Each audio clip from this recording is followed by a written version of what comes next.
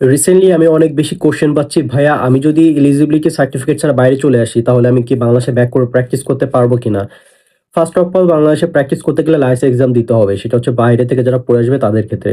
And licence এক্সামে বসতে গেলে আপনার মেডিকেল অ্যাডমিশন টেস্টে পাস ওরা চেক করবে। এটা ওরা দিবে না যদি আপনার পাস মার্ক না থাকে।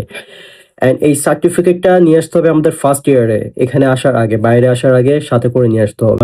অনেকে কোশ্চেন করতেছেন, আমরা বাইরে পাস ছাড়া বা এলিজিবিলিটি সার্টিফিকেট ছাড়া আসলে কি আমরা লাইসেন্স এক্সামে বসতে পারবো? না, পারবেন না। আর লাইসেন্স এক্সামে না বসলে পারলে আপনি ডাক্তারি প্র্যাকটিস করতে পারবেন না, বাংলাদেশে ডাক্তার হতে পারবেন না।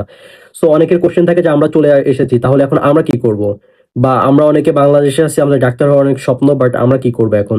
আপনারা চাইলে এখান থেকে এমবিবিএস করে এখান থেকে লাইসেন্স এক্সাম দিয়ে আপনারা সেটেল হতে পারেন বিভিন্ন কান্ট্রিতে। যদিও সব কান্ট্রি অ্যালাউ করবে না, বাট কিছু কিছু কান্ট্রিতে আপনারা পারবেন, ভালো ভালো ইউরোপের কান্ট্রিতে, কিছু কিছু ভালো ভালো কান্ট্রিতে আপনারা পারবেন ট্রাই করলে।